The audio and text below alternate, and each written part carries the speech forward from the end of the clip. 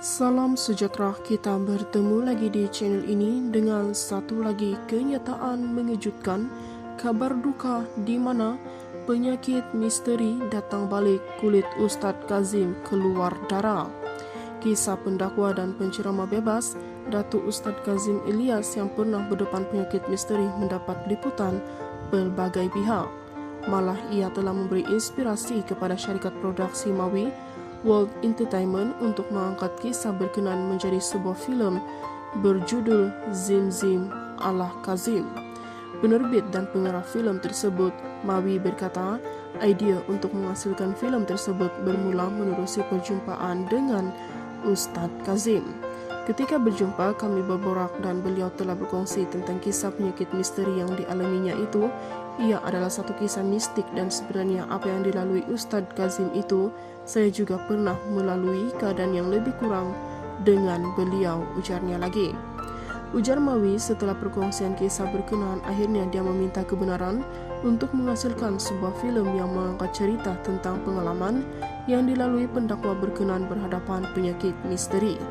Menurutnya, dia berasa lega apabila Ustadz Kazim lantas memberikan persetujuan untuk penghasilan filem berkenaan. Kalau diikutkan, tidak sukar untuk saya meyakinkan beliau. Dalam perjumpaan kali kedua, beliau menceritakan lebih mendalam, dan pada perjumpaan kali ketiga saya turut membawa penulis skrip berkenaan dengan jalan cerita pula. Kira-kira 70-80% adalah kisah benar yang dipaparkan.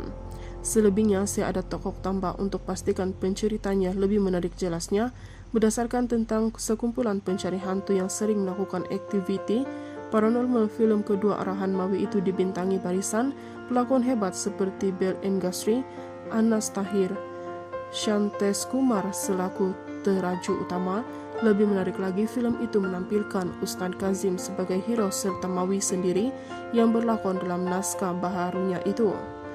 Dalam pada itu, Mawi tidak menafikan bahwa pendakwa tersebut ada meletakkan syarat jika mahu kisahnya itu diangkat menjadi filem. Syarat paling utama Ustadz Kazim sendiri mahu menjadi hero. Pada awalnya saya dah ada pilihan untuk pegang watak beliau, namun beliau sendiri nak lakonkan watak sendiri.